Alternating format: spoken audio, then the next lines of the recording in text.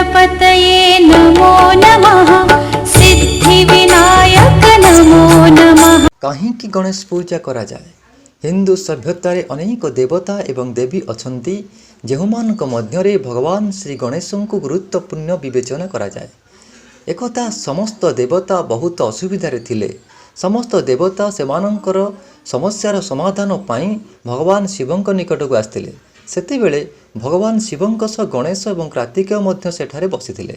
देवता मानंकर असुविधा देखि भगवान शिव गणेश एवं कार्तिकेयଙ୍କୁ एक प्रश्न पचारिथिले, आपणଙ୍କ ମଧ୍ୟରୁ କେଉଁମାନେ ଦେବତାମାନଙ୍କର ସମସ୍ୟାର ସମାଧାନ କରିବେ ଏବଂ ସେମାନଙ୍କୁ ସାହାଯ୍ୟ କରିବେ। ଯେତେବେଳେ ଉଭୟ ଭାଇ ସାହାଯ୍ୟ କରିବାକୁ ରାଜି ହେଲେ, ଭଗବାନ ଶିବ ସେମାନଙ୍କ ଆଗରେ ଏକ ପ୍ରତିଯୋଗିତା ସ୍ଥାପନ କଲେ। ଏହି ପ୍ରତିଯୋଗିତା ଅନୁଯାୟୀ ଯେ ଦୁଇ ଭାଇଙ୍କ ମଧ୍ୟରେ ଯେ ପୃଥିବୀ ବୁଲିବା ପରେ ପ୍ରଥମେ ଫେରିଆସେ, ସେମାନଙ୍କ ଅସୁବିଧାର ଦେବତାମାନଙ୍କୁ ସାହାଯ୍ୟ କରିବ।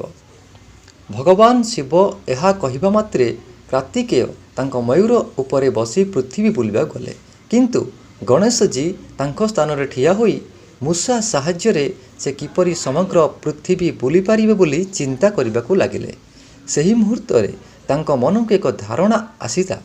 से तांको पिता शिवजी एवं माता पार्वती निकटकू जाई 7 थर बुलिबा परे तांको स्थान को फेरी सेठारे ठिया हेले। किछि समय परे कार्तिक पृथ्वी बुलिबा परे निजको विजेता बोली कहिबा आरंभ कले। तापरे भगवान शिव गणेश को अनाई पचारिले, गणेश तुमे काहींकि पृथ्वी बुलिल नाही? तापरे गणेश जी उत्तर देले, समग्र विश्व केवल पितामातांक ठारे रुहंती। मु पृथ्वी चारिपटे बुलिबी किंबा मो पितामातांक चारिपटे बुलिबी, यह समान कथा। यह सुनी भगवान शिव बहुत खुशी होई भगवान गणेश को समस्त देवतांक असुविधा दूर करने को निर्देश देले। यह सहित भगवान शिव मध्य भगवान गणेश को आशीर्वाद देइछन्ति जे जे गणेश चतुर्थी उपवास पूजा करिवो तार समस्त दुख दूर हेबो एवं विघ्न विनाशन तार मंगल करन्ति।